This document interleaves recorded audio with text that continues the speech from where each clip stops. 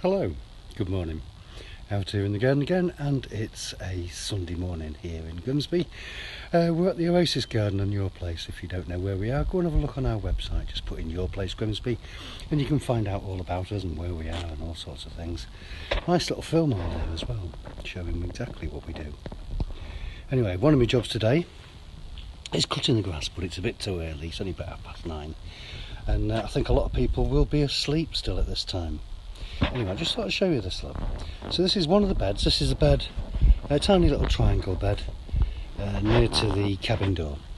Like most of these beds, like all of these beds, they're all brick beds, look, as you can see around here. There's no hole in the bottom, so it's just really a great big brick plant pot. So these dry out really quickly. The soil that was in there as well is pretty poor. We have been replacing it over the years, and I'm going to replace a bit of it today, but I just wanted to show you this look. So this bed, it's been not really neglected, but the fact that it didn't rain much during the summer has really depleted all of its energy. So what I'm going to do now, you can see there's some nice things in there, there's some lickness there, look what I can chop back to. There's a lovely geranium there. And there's a few other bits and bobs. As I go through there, we'll sort them out and get them weeded. So that it ends up being, let me show you this look, just like this one I was doing yesterday. Now here's one on the other side of the courtyard. I think I'm standing in the wrong place there so you can see it. Now this one was just the same yesterday. Absolutely full of weeds, but it's also, if you can see, absolutely full of nice plants as well. Lots of Aquilegias, lots of Stachys. Foxgloves there for next year, and some honesty, some wallflowers, sweet williams, absolutely all sorts of bits and bobs. This one here, this is a nice one when it gets going. This is a Buddleia globosa, bright orange balls on it, some feverfew there. All sorts of bits and bobs, as you can see. Now what I've done is I've gone along and I've picked out the weeds that I don't want and left all the little plants that I do want.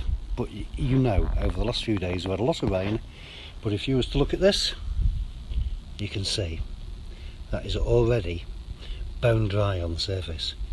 So my first job today, now that I've cleared this bed, what I want to do really is plant it up for spring. But before you plant it up for spring, it really has to be looked after. It has to be nourished, it has to be fed, and it has to have any little baddies taken out of there. So what I've done, with it being raining over the last few nights, I've filled up lots and lots of watering cans. And I've got quite a lot of these watering cans to fill up. And what I will do, I will absolutely soak that bed. Every single bit of rainwater we've collected over the last few days will go onto this one bed.